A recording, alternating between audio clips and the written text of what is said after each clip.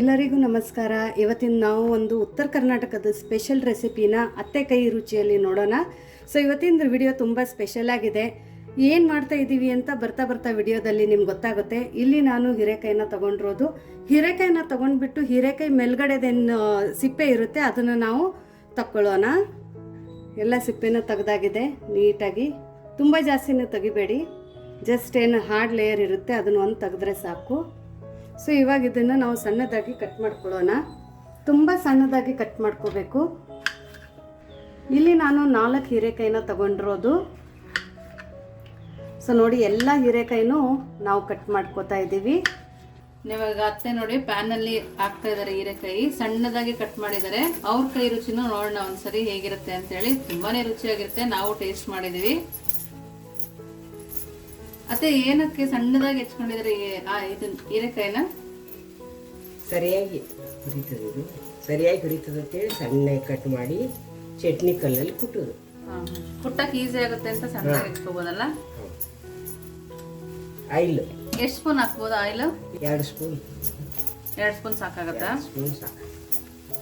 ಉತ್ತರ ಕರ್ನಾಟಕದ ಹೀರೆಕಾಯಿ ಚಟ್ನಿ ಯಾವ್ದಾದ್ರ ಜೊತೆ ತಿನ್ಬೋದಮ್ಮ? ಎಲ್ಲ ಚಪಾತಿ, ರೊಟ್ಟಿ, ನಮ್ಮ ಸೈಡ್ ಹೆಚ್ಚು ರೊಟ್ಟಿ ಜೊತೆ ಸಜ್ಜಿ ರೊಟ್ಟಿ, ಜೋಳದ ರೊಟ್ಟಿ.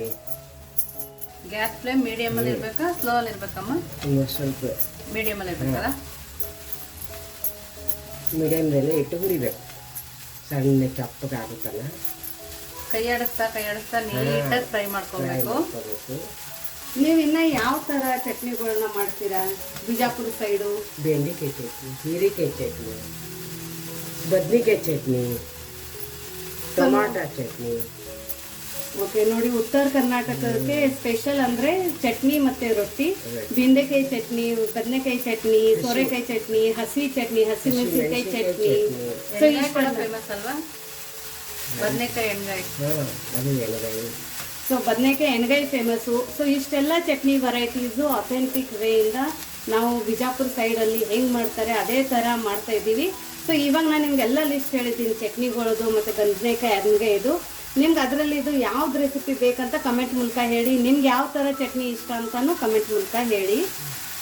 ಹೀರೆಕಾಯಿ ಹಸಿ ವಾಸನೆ ಹೋಗೋ ತನಕನೂ ಫ್ರೈ ಮಾಡ್ಕೊಬೇಕಮ್ಮ?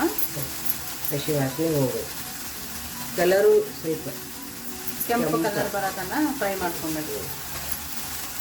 ಅದು ತುಪ್ಪ ಚೆನ್ನಾಗಿ ಹಾಕ್ತದೆ ಚಟ್ನಿ. 4 ಹಸಿ ಮೆಣಸಿನಕಾಯಿ ಹಾಕಬೇಕಾಗಿತ್ತು. ಈಗ ಏನೈತಿ 3 ಬೈರಿ. ಸೊ ನೋಡಿ, ಹಸಿ ಮೆಣಸಿನ್ಕಾಯಿ ಹಾಕ್ತಾ ಇದ್ದೀನಿ. ನಿಮ್ಮ ಖಾರಕ್ಕೆ ಅನುಗುಣವಾಗಿ ಹಸಿಮೆಣಸಿನಕಾಯಿನ ಹಾಕೋಬಹುದು. ಒಳ್ಳಂದ್ರೆ ಒಣ ಖಾರ ಹಾಕೋಬಹುದು, ಒಣಮೆಣಸಿನಕಾಯಿ ಕೂಡ ಹಾಕೋಬಹುದಮ್ಮ. ಇದೇ ತರ ಫ್ರೈ ಮಾಡ್ಕೋಬೇಕು ಅದನ್ನು ಕೂಡ. ಆದರೆ ಈಗ ಕೆಲವೊಬ್ರು ಎಸಿಡಿಟಿ ಆಗ್ತದಲ್ಲ ಸಾರಿಗೆ, ಅದಕ್ಕಾಗಿ ಒಣ ಮೆಣಸಿನಕಾಯಿ ಮುರಿದು ಹಾಕೋದು. ಒಟ್ಟೆ ಖಾರ ನೋಡ್ಕೊಂಡು ಹಾಕೋದು. ಈ ಗ್ಯಾಸ್ಟ್ರಿಕ್ ಅಂತಾರಲ್ಲಮ್ಮ, ಅದಾಗದೇ ಇರೋ ಥರ ಯಾವ್ದಾದ್ರು ಮೆಡಿಸನ್ ಇದೆಯಾ? ಆ ಮನೆ ಮದ್ದು ಅಂತೀವಲ್ಲ, ಆ ಥರ ಏನಾದರೂ ಹೇಳ್ತೀರಾ ನೀವು? ಹೆಚ್ಚು ಚಹಾ ಕುಡಿಬಾರ್ದು ಥರ ಇದ್ರಿಗೆ ಬೂದಿ ಕುಂಬಳಕಾಯಿ ಜ್ಯೂಸ್ ಕುಡಿಬೇಕು ಬೆಳಗ್ಗೆ ಎದ್ದು ಕೂಡ. ಬೂದಿ ಕುಂಬಳಕಾಯಿ ಜ್ಯೂಸ್ ಗ್ಯಾಸ್ಟ್ರಿಕ್ ಕಮ್ಮಿ ಆಗುತ್ತೆ. ಹೊಟ್ಟೆ ಆಗೋದೇ ಇಲ್ಲ ಸರ್. ಜ್ಯೂಸ ಕುಡಿಯೋದು, ಚಹಾ ಕುಡಿಯೋ ಬದಲು ಅದೇ ಎಷ್ಟು ಕುಡಿದ್ರೆ ಬೂದಿ ಕುಂಬಳಕಾಯಿ ಜ್ಯೂಸ್. ಸೊ ನೋಡಿ, ಇಲ್ಲಿ ನಿಮ್ಗೊಂದು ಟಿಪ್ಸ್ ಸಿಕ್ಕಿದೆ. ಯಾರಿಗಾದ್ರೆ ಗ್ಯಾಸ್ಟ್ರಿಕ್ ಆಗುತ್ತೆ ಅಂದರೆ ಮನೆಯಲ್ಲಿ ಬೂದ್ ಕುಂಬಳಕಾಯಿ ಇದ್ದರೆ ಟೀ ಬಿಟ್ಬಿಟ್ಟು ಬೂದ್ ಕುಂಬಳಕಾಯಿದು ನೀವು ಜ್ಯೂಸನ್ನು ಕುಡ್ಕೊಳ್ಳಿ, ಹೆಲ್ತನ್ನು ಕಾಪಾಡ್ಕೊಳ್ಳಿ.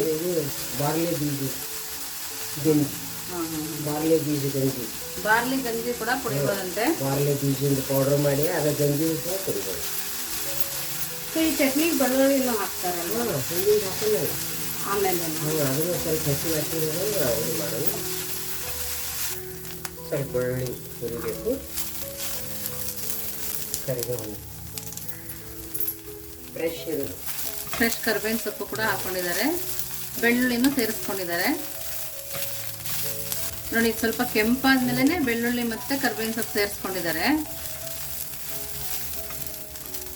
ಕೊತ್ತಂಬರಿ ಸೊಪ್ಪು ಕೂಡ ಸ್ವಲ್ಪ. ನೋಡಿ, ಈ ಥರ ಫ್ರೈ ಮಾಡಿದ್ರೇ ಟೇಸ್ಟ್ ಬರೋದು.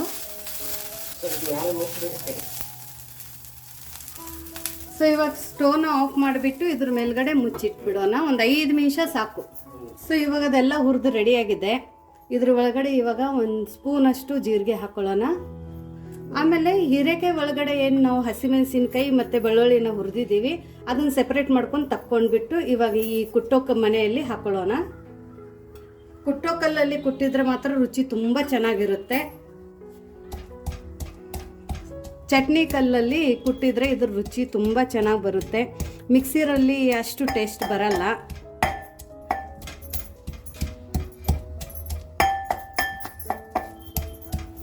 ಸ್ವಲ್ಪ ಸಣ್ಣದಾಗಿ ಕುಟ್ಕೋಬೇಕು. ಸೊ ನೋಡಿ, ಉಪ್ಪು ಹಾಕೋದ್ರಿಂದ ಬೇಗ ಸಣ್ಣ ಆಗುತ್ತೆ, ಹಾಗಾಗಿ ಉಪ್ಪು ಹಾಕ್ಬಿಟ್ಟು ಕುಟ್ಟೋಣ. ಅದು ಹಸಿಮೆಣಸಿಗೆ ಎಲ್ಲ ಸಣ್ಣಾಗಿದೆ. ಈಗ ಅದು ಹೀರೆಕಾಯಿದು ಹುರಿದಿದ್ದು ಅದು ಹಾಕೊಂಡು ಕುಟ್ಟುದು.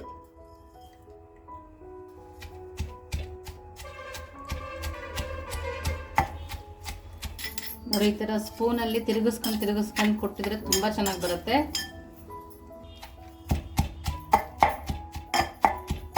ನಾವು ಹೀರೆಕಾಯಿ ಚೆನ್ನಾಗಿ ಹುರಿದಿರೋದ್ರಿಂದ ಕುಟ್ಟಕ್ಕೆ ಕೂಡ ಈಸಿ ಆಗ್ತಾ ಇದೆ. ಸೊ ಈ ಕುಟ್ಟೋಕೆ ಈಸಿ ಆಗಬೇಕಂತಾನೆ ತುಂಬ ಸಣ್ಣದಾಗಿ ನಾವು ಕಟ್ ಮಾಡಿ ಹುರಿಬೇಕು. ಇದು ಒಂದು ಮೇನ್ ರೀಸನು ಸಣ್ಣದಾಗಿ ಕಟ್ ಮಾಡೋಕ್ಕೆ. ಕಡಲೆ ಬೀಜದ ಪೌಡರ್ ಹಾಕು.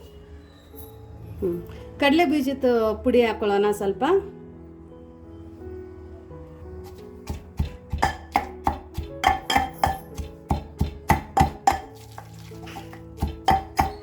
ಒಂದು ರೊಟ್ಟಿ ತಿನ್ನೋರು 4 ರೊಟ್ಟಿ ತಿಂತಾರೆ. ಯಾವುದೇ ಸಾಂಬಾರು ಬೇಕಾಗಿಲ್ಲ, ಮೊಸರು ಬೇಕಾಗಿಲ್ಲ. ಬಿಸಿ ಬಿಸಿ ಅನ್ನಕ್ಕೆ ತುಪ್ಪ ಹಾಕೊಂಡು ಈ ಚಟ್ನಿನ ತಿನ್ಕೋಬೋದು.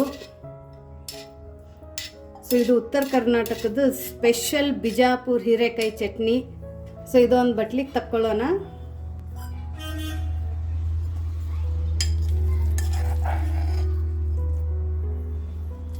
ಕಡಿಮೆ ಎಣ್ಣೆಯಲ್ಲಿ ತುಂಬ ಹೆಲ್ದಿ ಮತ್ತು ಡಿಲಿಷಿಯಸ್ ಚಟ್ನಿ. ನೋಡಿ ಎಷ್ಟು ಚೆನ್ನಾಗಾಗಿದೆ ಅಂತ ಕಾಣ್ತಾ ಇದೆ ಅಲ್ಲ. ಬಾಯಲ್ಲಿ ನೀರು ಬರ್ತಾ ಇದ್ರೆ ಕಮೆಂಟ್ ಮಾಡಿ. ಇದನ್ನು ಹೇಗೆ ತಿನ್ನೋದು ಅಂತಲೂ ಹೇಳ್ತೀನಿ, ಯಾಕಂದರೆ ಬಿಜಾಪುರ ಸೈಡ್ ತಿನ್ನೋ ರೀತಿ ಬೇರೆ. ಹೀರೆಕಾಯಿ ಚಟ್ನಿ ರೆಡಿ ಇದೆ, ಬಿಸಿ ಬಿಸಿ ರೊಟ್ಟಿನೂ ರೆಡಿ ಇದೆ.